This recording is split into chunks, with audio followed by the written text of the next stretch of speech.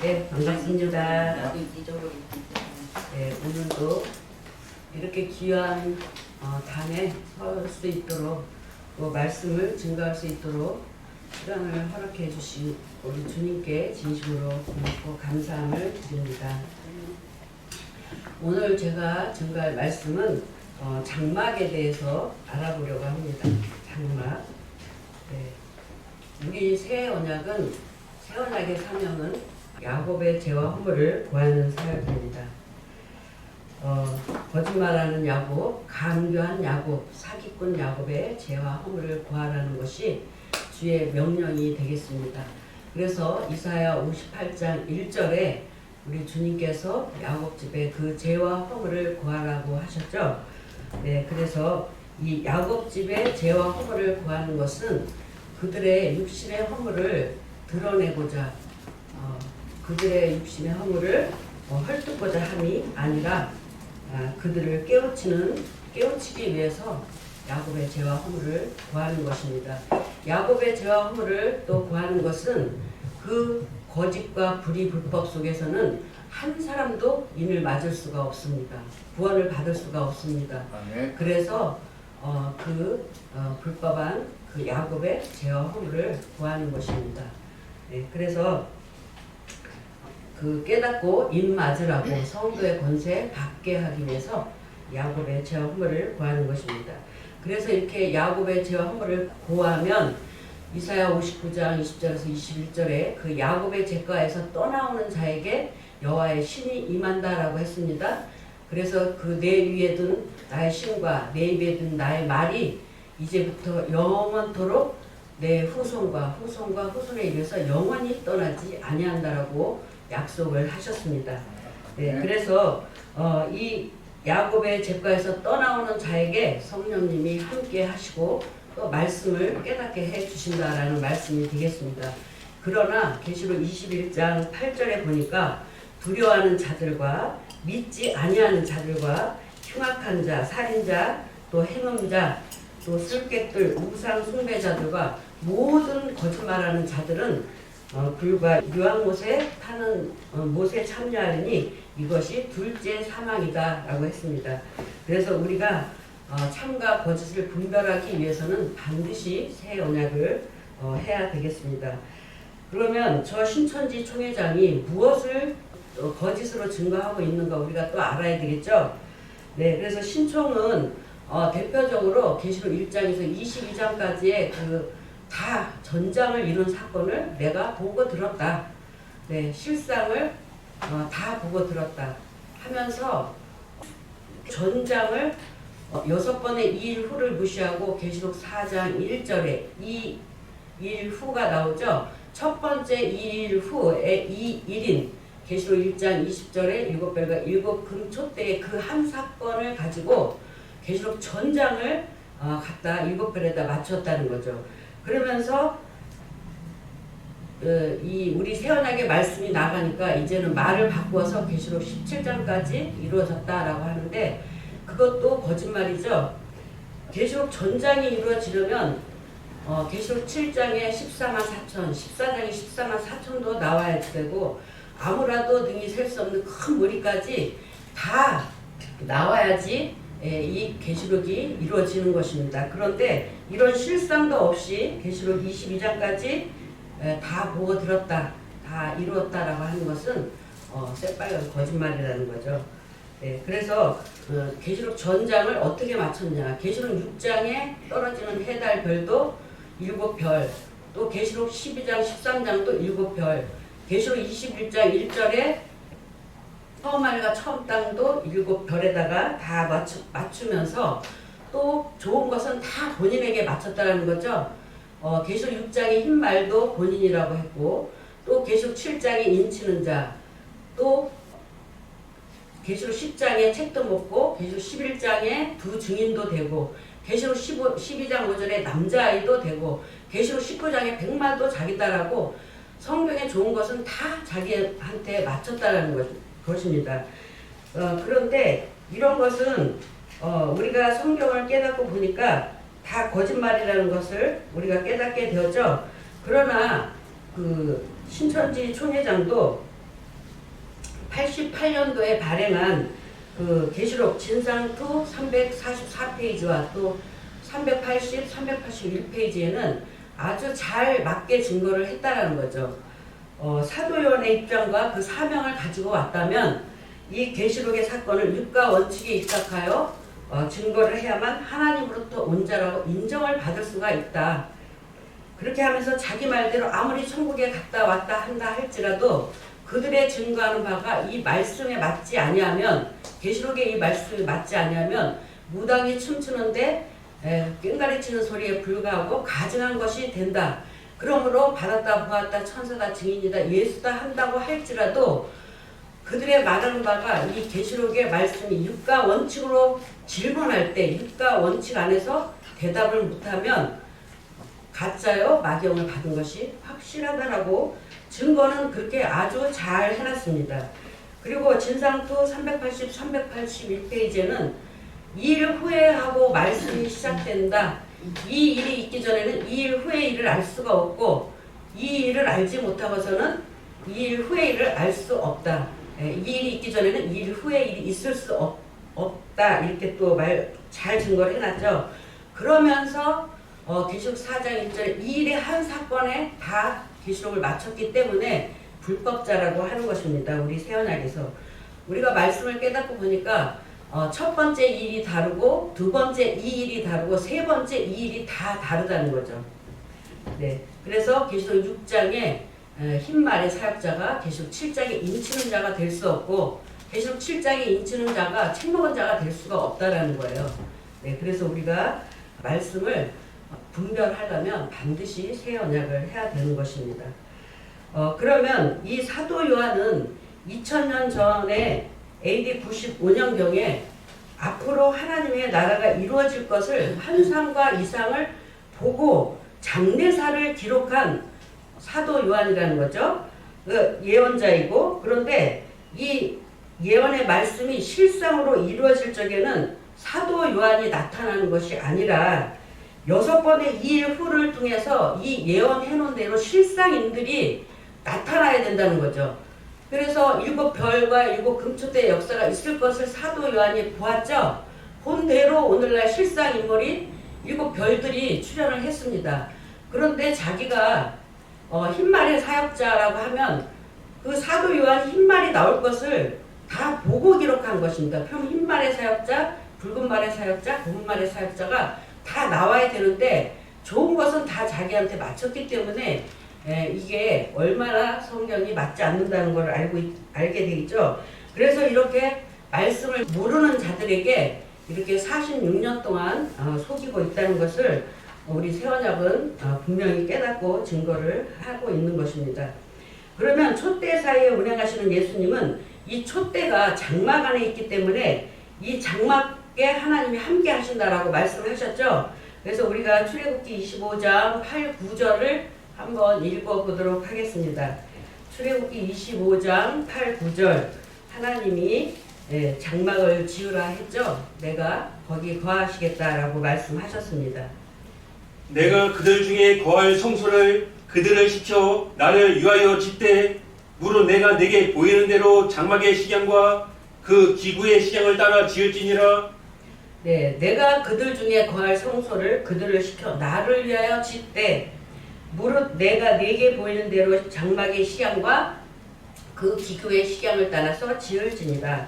그래서 이렇게 하나님은 장막과 성소와 함께 하시지 이 장막을 떠나서 함께 하시지 않는다는 것입니다. 그래서 계시록이 이루어질 때에도 장막의 촛대의 사건부터 이루어진다는 것을 알게 되겠습니다.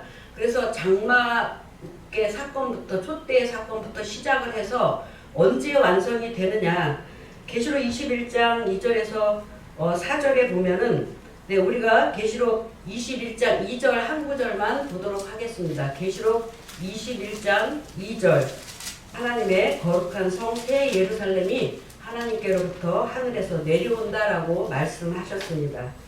또 내가 보내 거룩한 성 새 예루살렘이 하나님께로부터 하늘에서 내려오니 그 예비한 것이 신부가 남편을 위하여 단장한 것 같더라.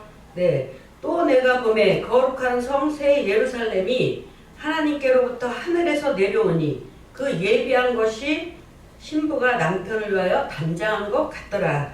네, 이렇게 영계에서 이 땅에 내려오는 것은 새 예루살렘의 성을 이 땅에 짓겠다라는 거죠. 그래서 잃어버렸던 그 창세기 에덴 동산을 회복해서 영계의 보좌, 곧 예루살렘 성에 들어갈 참 자녀들을 찾기 위해서 이 계시의 말씀이 있는 것입니다.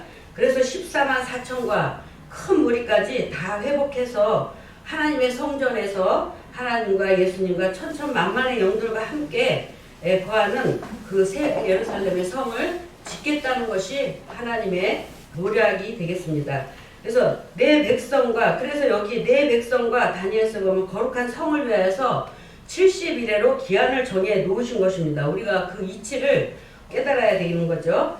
그런데 불법한 야곱은 91년도에 혼인잔치도 이렇게 다 이루어졌다라고 그렇게 말을 증거를 하면서 또 거룩한 성에 들어갈 14만 4천도 아직 인도 맞지 않았는데 눈에 보이는 그 육체의 심령들이 많이 모임으로 인해서 이루어진 것처럼 그렇게 증거를 하고 전도를 하고 있지만 하나님의 나라에 들어갈 자는 어떤 자들이 들어갈 수 있다라고 했어요? 우리가 어떤 자들이 하나님의 나라에 들어간다라고 했어요? 성도의 권세를 받아야지 된다라고 했어요. 그러면 이 성도의 권세는 어떻게 받느냐? 우리가 계시록에 보니까 3장에 보니까 흰옷을 입어야 되고 두루마기를 빨아 입어야 되죠. 흰옷 입어야 되고 생명책에 농명이 돼야 되고 하나님과 앞과 천사들 앞에서 시인을 받아야지 하나님의 장막 새 예루살렘의 영계 보좌에 들어갈 수 있다라는 거죠. 그런데 그런 이 사건도 없이 또 입맞는 그런 그 거짓과 불법 속에서는 입맞은 자가 한 사람도 나올 수가 없다라는 거죠. 성소의 권세 받는 자가 한 사람도 나올 수가 없다. 그래서 우리가 계시록 14장 4절에서 5절 보면 그 14만 4천은 그 입에는 거짓과 흠이 없어야 된다라고 했습니다. 그리고 어린 양이 어디로 인도하든지 따라가는 자가 돼야지 된다라고 했습니다. 그러면 우리가 이 장막의 노정을 알기 위해서 계시록 1장 1절 읽어보도록 하겠습니다. 계시록 1장 1절 예수 그리스도의 계시라 이는 하나님이 그에게 주사 반드시 속히 될 일을 그 종들에게 보이시려고 그 천사를 그 종 요한에게 보내어 지시하신 것이라. 계시록 1장 1절에 보면 예수 그리스도의 계시라 이는 하나님이 그에게 주사 반드시 속히 될 일을 그 종들에게 보이시려고 그 천사를 그 종 요한에게 보내어 지시하신 것이라. 2절에 보니까 요한은 하나님의 말씀과 예수 그리스도의 증거 곧 자기의 본 것을 다 증거하였다라고 했습니다. 그러면 이 계시의 말씀을 누가 보여주셨느냐?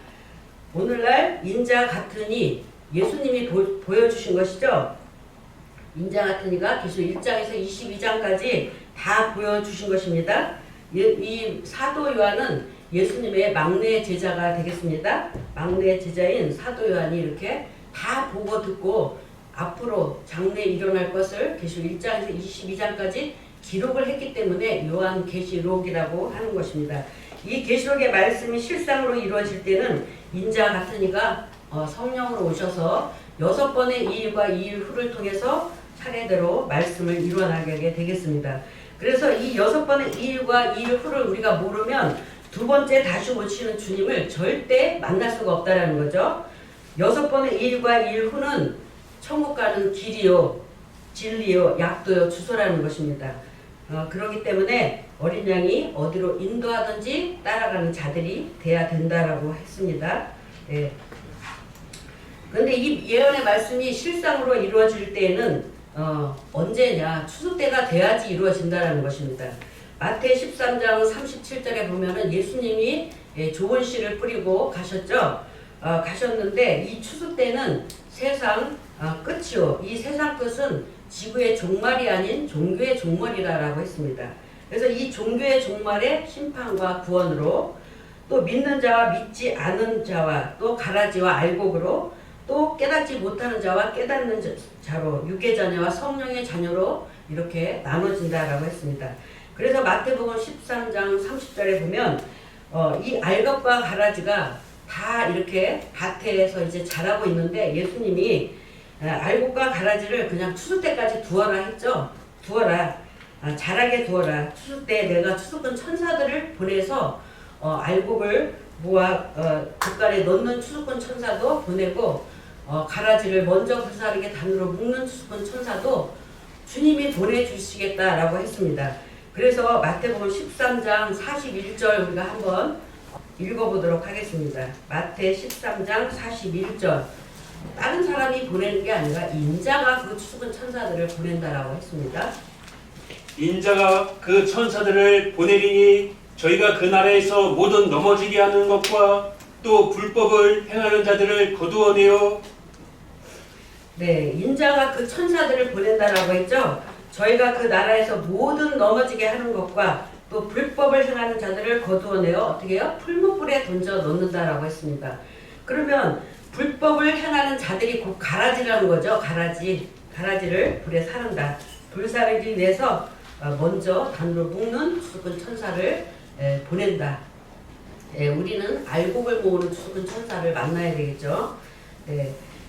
그래서 이 어린 양 예수님은 계시록 11장 5절에 보면 남자의 육체를 입고 오실 때도 있지만 육체를 입고 오시기 전에는 먼저 추수꾼 천사들을 보내서 이 계시의 말씀을 이루어 나가시는 것입니다. 그래서 이 천사들이 와서 역사할 때도 있는데 이 천사들이 한 사람만 오는 것이 아니죠. 또 다른 천사, 또 다른 천사, 또 계시록 8장에 보니까 7 천사가 7 나팔도 받게 되고 또 7의 우레, 7의 금대접에 이런 그 사역자가 많이 출연을 하게 됩니다. 그런데 그런 사건도 없이 계속 전장이 이루어졌다고 하면 그 거짓말이죠. 그래서 이 말씀을 다 자기한테 갖다 맞춰서 전장이 이루어졌다 하면은 이치에 맞지 않다라는 거고, 그래서 이게 짝짓기 말씀을 우리가 알고 또 비유 비사를 안다면 이제는 분별해서 정말 더 이상 그 거짓 것에 속지 말아야 되겠죠. 네, 오늘은 계시록 4장 1절 2일의 사건인 그 계시록 1장 20절 7별과 7금 촛대의 사건, 이 촛대가 장막 안에 있기 때문에 이 장막 성소의 촛대의 역사를 알아보도록 하겠습니다. 이 장막을 알아야지 이 계시의 말씀을 열 수 있습니다. 이 첫 번째 나오는 비밀이 7별과 7금 촛대의 사건이죠. 이것이 계시록을 들어갈 수 있는 열쇠라는 거죠. 키. 네, 그래서 히브리서 9장 28절에 이와 같이 그리스도도 많은 사람의 죄를 담당하시려고 단번에 들이신 바 되셨고 구원에 이르게 하기 위하여 죄와 상관없이 자기를 바라는 자들에게 두 번째 나타나신다라고 했습니다. 두 번째 다시 오시는 예수님은 먼저 성령으로 오신다라는 거죠.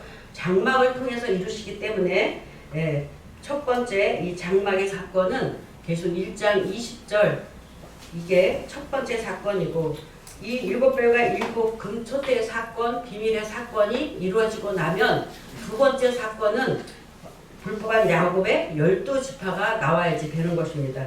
12지파의 역사가 이루어지고 나서는 세 번째는 계시록 5장 8절에 보니까 내 생물과 향과 금대접의 역사가 있게 되겠습니다. 이것이 어린 양 예수님 인자 같은 이가 성령으로 오셔서 이루시는 그 계시의 노정이 되겠습니다. 그러면 우리가 먼저 간단하게 요약을 하자면은 계시록 1장 20절에 7별의 배도와 멸망 후에는 계시록 4장 1절에 이 후에는 영계의 보좌를 보게 되는 거죠. 영계의 보좌를 보고 계시록 5장 1절에는 7인으로 봉한 책을 보게 됩니다. 사도 요한이. 그리고 계시록 5장 6절에는 7뿔과 7눈의 역사가 있게 되고 계시록 5장 8절에서 10절에는 예수님의 피로 새 언약한 하나님의 입맞는 백성이 또 차례대로 나오게 되는 것입니다.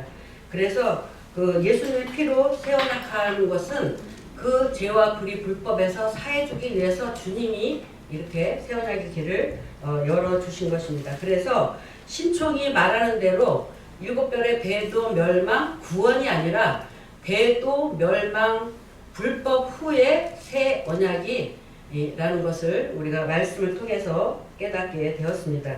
이 새 언약은 다른 게 아니라 많은 하나님을 믿는다고 하지만 이 새 언약을 모르는 사람들이 많더라고요. 이 새 언약은 다른 것이 아니라 하나님의 법을 생각과 마음에 기록하라. 이 묵시를 마음판에 새겨서 달려가면서 읊을 수 있게 하라. 그래서 이 새 언약을 하면 나는 너의 하나님 되고 너는 내 백성이 되리라. 새 언약을 하면 하나님을 알라고 하지 아니해도 작은 자에서부터 큰 자까지 다 하나님을 알게 된다라는 것입니다. 네, 그래서 또 새 언약하면 죄와 불의 불법에서 또 사해 주시겠다라고도 말씀하셨습니다. 그러면 계시록에서 제일 첫 번째 나오는 일후는 4장 1절의 이 일후죠. 네, 그러면 우리가 4장 1절의 이 일후를 읽어보도록 하겠습니다. 계시록 4장 1절 6번의 이 일후 중에서 제일 첫 번째 나오는 이 일후가 되겠습니다. 이 일 후에 내가 보니 하늘에 열린 문이 있는데 내가 들은 바 처음에 내게 말하던 나팔 소리 같은 그 음성이 가로되 이리로 올라오라. 이후에 마땅히 될 일을 내가 내게 보이리라 하시더라. 네, 4장 1절에 보니까 이 일 후에 내가 보니 하늘에 열린 문이 있는데 내가 들은 바 처음에 내게 말하던 나팔 소리 같은 그 음성이 가로되, 이 처음에 내게 말하던 그 음성은 계시록 1장에 보면은 주님 예수님 인자 같으니 성령으로 오신 예수님의 음성을 듣는 거죠, 사도 요한이. 그래서 여기 1장 우리가 보면은 1장 10절이죠. 1장 10절. 주의 날에 내가 성령에 감동하여 내 뒤에서 나는 나팔 소리 같은 큰 음성을 들으니, 그래서 인자 같은 이의 음성을 듣게 되는 것입니다.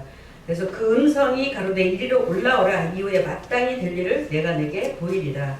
그래서 여기서 중요한 것은 우리가 계시록 4장 1절에 이 일은 계시록 1장 20절에 유곡별과 유곡 금초 때 사건을 이 일이라고 합니다.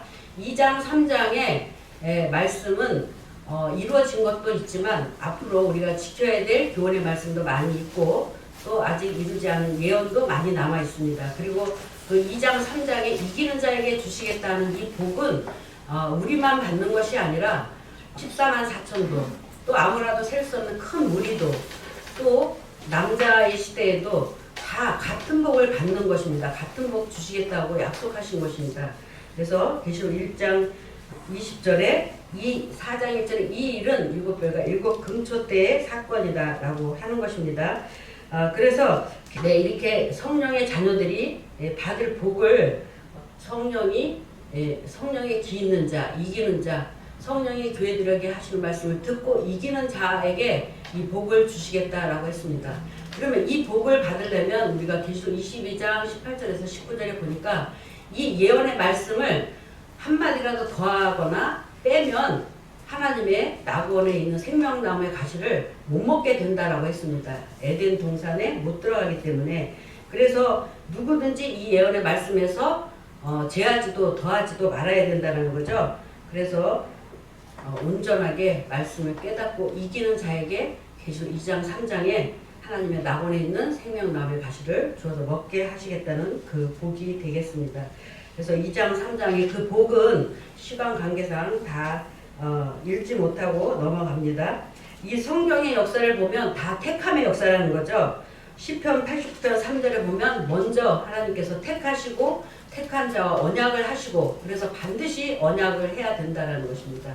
언약한 자에게 내가 거할 장막을 지으라. 그래서 다 장막을 지어야 된다는 거죠. 그래서 이 성경의 역사를 보면 일곱 별도, 불법한 야곱도, 우리 새 언약의 역사도 다 택함의 역사라는 것입니다. 그래서 이미 2000년 전에 이렇게 다 예언이 되어 있기 때문에 이 예언해 놓으신 대로 주님이 오늘날 성령으로 오셔서 이루어 나가시는 것입니다. 그래서 이루어 나가실 때 이 사도 요한이 이루는 것이 아니라, 불법한 야곱이 이루는 것이 아니라 성령으로 오신 인자 같으니 하나님의 아들이 이루어 나가시는 것입니다. 그래서 계시록 1장 20절에 일곱 별과 일곱 금초 때의 사건은 4장 1절에 이 일의 사건으로서 반드시 이 일과 이 일 후를 우리가 정확하게 알아야 되겠습니다. 그래서 4장 1절에 이 일 후는 계시록 4장에서 6장까지를 가리킨다라고 했습니다.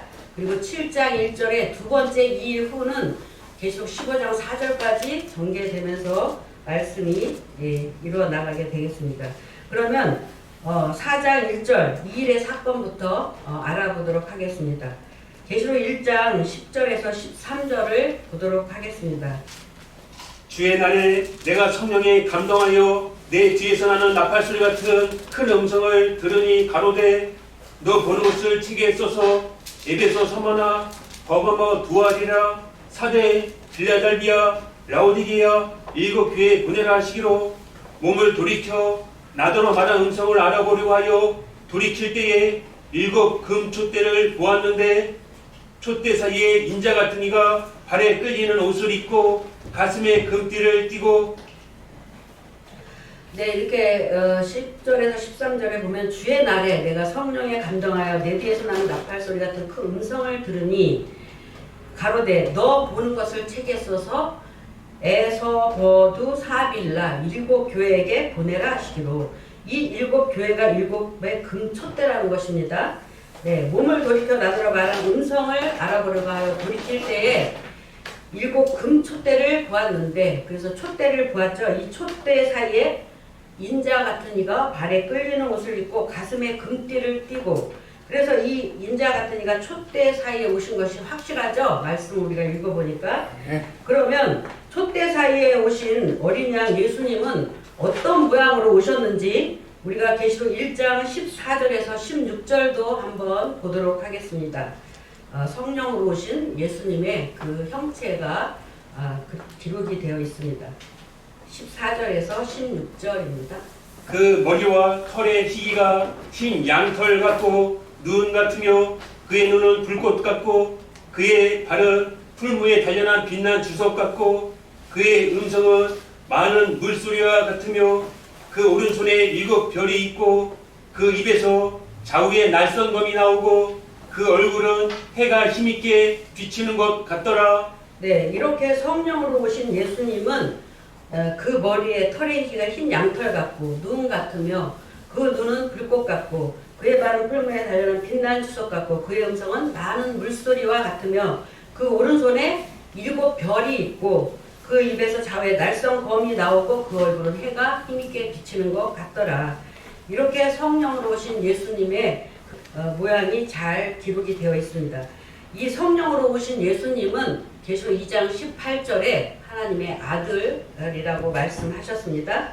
그래서 그 18절에 보면 그 눈이 불꽃 같고 그 발이 빛난 주석 같은 하나님의 아들이 가라사대. 그래서 하나님의 아들이 성령으로 오신 것이 확실하죠. 네, 그래서 성령으로 오신 예수님이 일곱 교회에 편지를 보내라고 하신 것입니다. 그래서 2000년 전에 이미 예수님이 이렇게 에서버두 사빌라 일곱 교회 편지를 보내라고 하신 것입니다. 그런데 계시록 1장 20절에 보니까 내 본 것은 내 오른손에 일곱 별의 비밀과 일곱 금촛대라.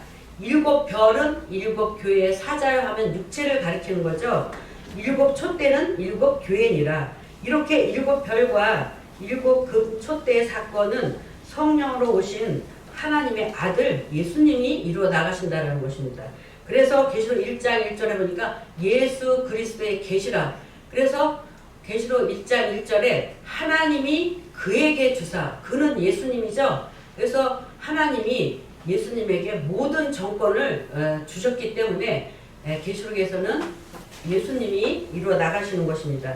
그래서 다니엘 7장 13절에서 14절에도 보면은 내가 또 밤 이상 중에 보았는데 인자 같은 이가 하늘 구름을 타고 와서 옛적부터 항상 계신 자에게 나와 그 앞에 인도되매 그에게 권세와 영광과 나라를 주고 모든 백성과 나라들과 각 방언하는 자로 그를 섬기게 하였으니 그 권세는 영원한 권세라 옮기지 아니할 것이라. 그 나라는 패하지 아니할 것이다 라고 했습니다. 네, 그래서 어린 양 예수님이 말씀을 이렇게 이루어 나가시는 거지 사도 요한이 이루어 나가는 게 아니라는 것입니다. 이 말씀을 어린 양 예수님이 이루어 나가시는데 보이는 실상은 우리 눈에 보이는 실상은 뭐만 눈에 보이느냐? 일곱 별들이 일곱의 육체라고 했기 때문에 보이는 건 일곱의 육체만 보인다는 거죠. 일곱의 사람만. 예. 그러면 이 일곱의 촛대가 일곱 교회라고 했는데 우리가 계시록 4장 5절도 한번 보도록 하겠습니다. 보좌 앞에는 일곱 등불 켠 것이 있다라고 했죠. 예. 보좌로부터 번개와 음성과 내성이 나고 보좌 앞에 일곱 등불 켠 것이 있으니 이는 하나님의 일곱 영이라. 네, 이 보좌 앞에 번개와 음성과 내성이 나고 보좌 앞에 일곱 등불 켠 것이 있으니 이는 하나님의 일곱의 영이다 라고 했습니다. 그래서 영은 우리 눈에 안 보이죠. 그리고 영은 육체가 없이는 일할 수 없다라고 했습니다. 반드시 육체가 있어야 되는 것입니다. 네, 그래서 이 계시록 4장은 영계 보좌를 말씀을 하시는 것입니다. 이 영계 보좌에는 하나님도 계시고 예수님, 또 24장로, 또 네 생물이 있는데 보좌 가운데 보좌 주에 있고 각각 6 날개가 있고 또 일곱의 영도 있고 유리 바닷가에는 천천만만의 영들도 있다라고 했습니다. 그래서 이 영계 보좌의 영들은 다 성령이시다라고 했죠. 네, 다 성령. 그래서 이 중에 일곱의 영이 제일 먼저 오게 되어 있다라는 거죠. 그래서 이 일곱의 영을 일곱의 등불로 비유했고 이 등불이 곧 촛대요. 이 촛대가 일곱 교회요. 일곱 영이라고 했습니다. 그래서 계시록 3장 1절에 4대 교회 사자에게 편지하기를 하나님의 일곱 영과 일곱 별을 가진 이가 가라사대. 그래서 계시록 3장 1절에는 일곱 촛대라고 안 하고 일곱 영이라고 했습니다. 일곱 영과 일곱 별을 붙들고 이렇게 우리 주님이 쓰시는 것입니다. 그래서 일곱 영과 일곱 별을 가진 이가 가라사대. 그래서 이 촛대가 곧 일곱의 영이기 때문에 이 보좌 앞에 일곱의 등불의 영이 와야만이 이 촛대에 불이 켜진다라는 거죠. 그러면 반대로 이 등불의 영이 떠나가면 그 불은 꺼지게 되겠죠. 그래서 일곱 별들이 스가랴 3장 9절을 들어서 우리는 한돌의 일곱 눈의 역사다라고 증거를 하면서 1966년 3월 14일 계시록 21장 3절을 들어서 장막 성전이라는 간판을 걸고 실상으로 이렇게 출범을 하게 되었습니다. 그러면서 계시록 1장 16절에 우리는 예수님의 오른손에 있는 일곱의 별이다, 일곱 사자라고 하면서 최초로 이 땅에 나오게 된 것입니다. 그래서 계시록 1장 20절에 일곱 별은 일곱 교회의 사자다 하면 육체를 말하고 일곱 촛대는 일곱 교회라고 하면 일곱의 영을 가리킨다라는 것입니다. 그래서 이 일곱의 영은 촛대라고도 하셨고 교회라고도 하셨고 등불이라고도 하셨고 눈이라고도 한다라는 거죠.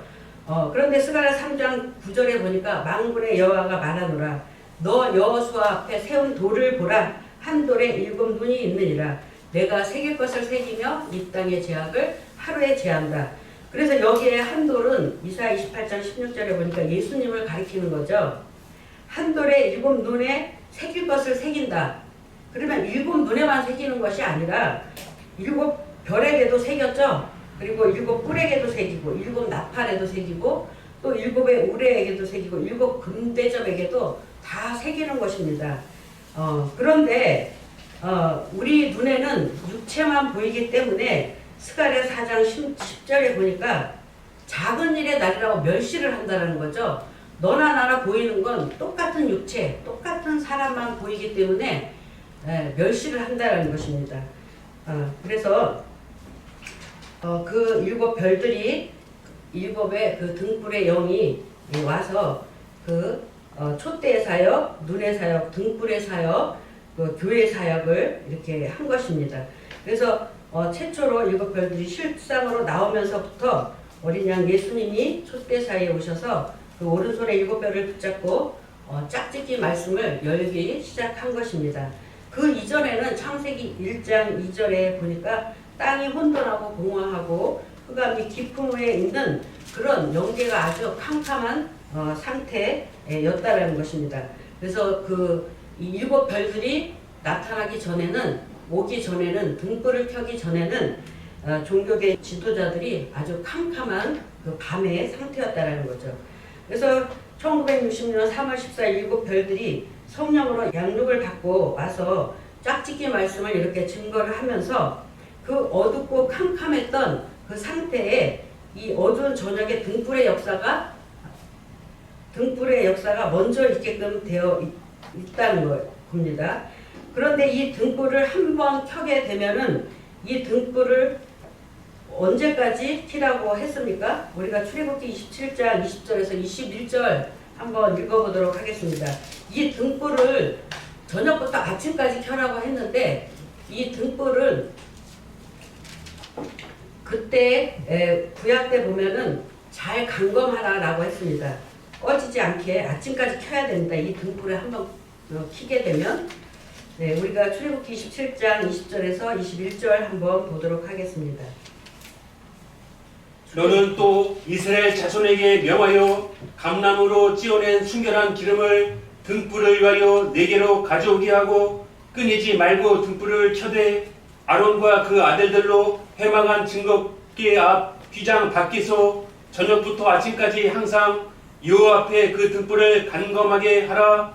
이는 이스라엘 자손의 대대로 영원한 규례니라.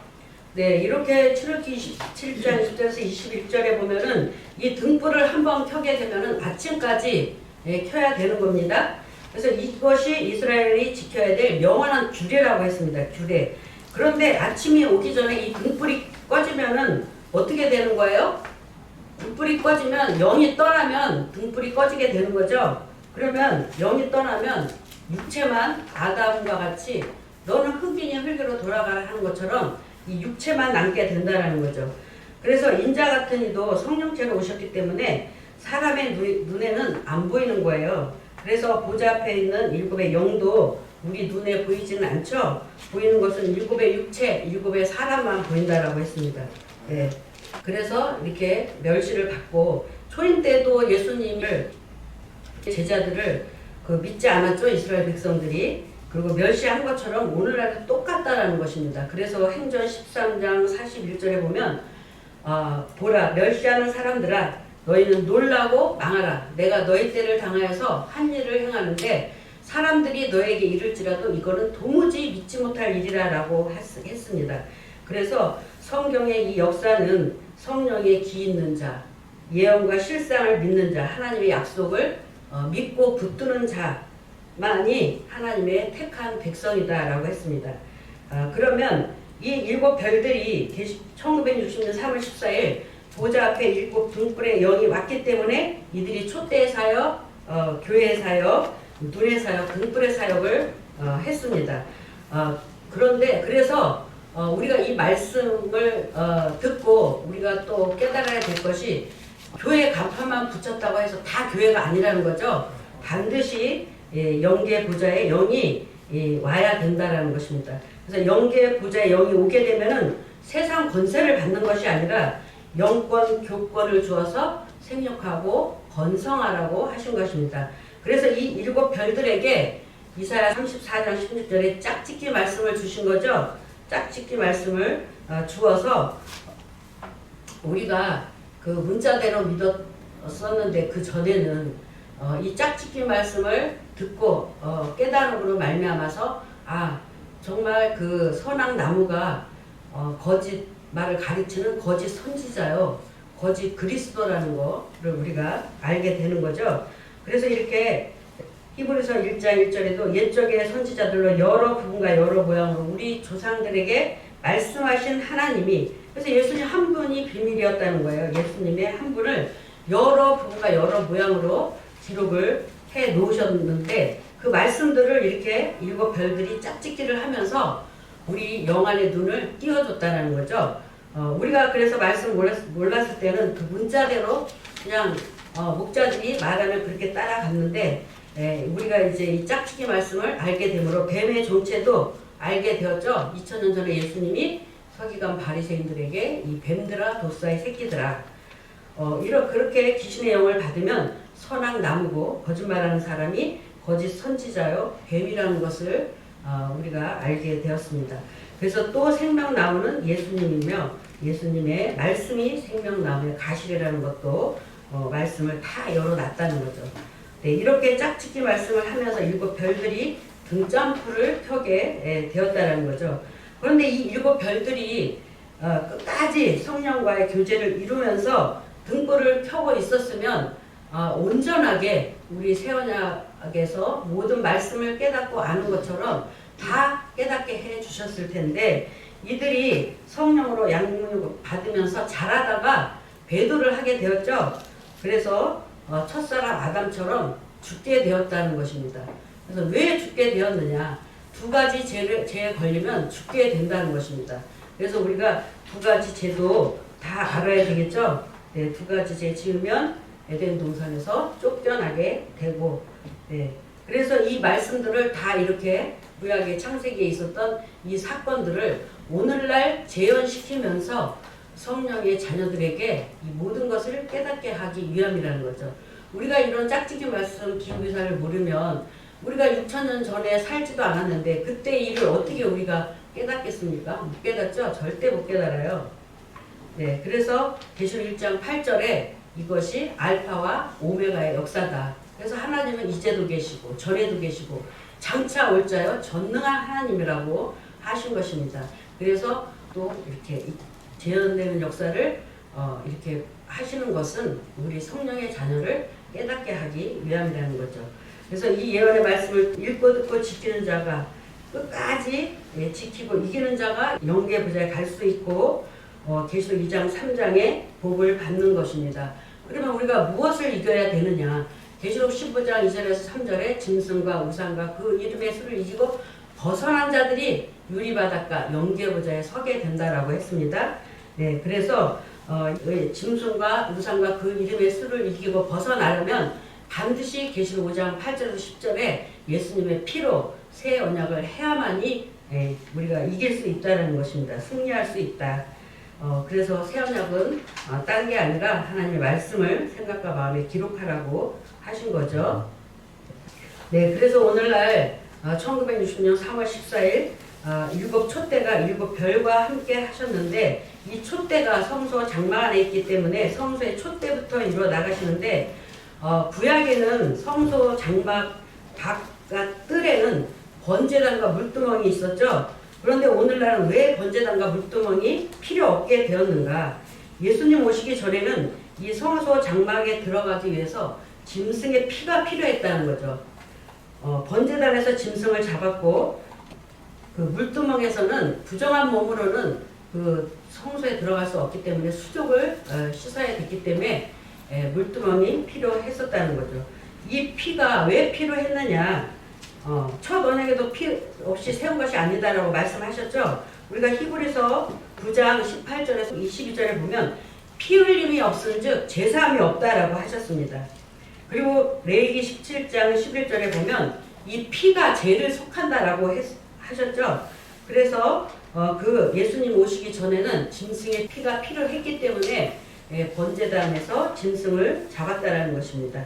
네, 그래서 우리가 제일 그 구약의 그 장막의 그 도표를 제일 알기 쉽게 기록해 놓은 것이 히브리서 9장이죠. 그래서 히브리서 9장 6절에서 7절에 보면 모세 때 모형과 그림자인 그 역사를 보면은 이 성소 안에 휘장을 사이에 두고 성소와 지성소가 이렇게 나눠져 있습니다. 그래서 성소와 지성소를 통틀어서 성소라고도 하고 등대상 진설병이 있는 곳을 또 성소라고 한다는 거죠. 네, 그래서 첫 언약에도 섬기는 예법과 세상에 속한 성소가 있더라. 네, 그래서 이렇게 예수님이 히브리서 9장 6절에서 7절에 보면은 이 성소에는 구약 때는 아무나 들어가지 못했죠.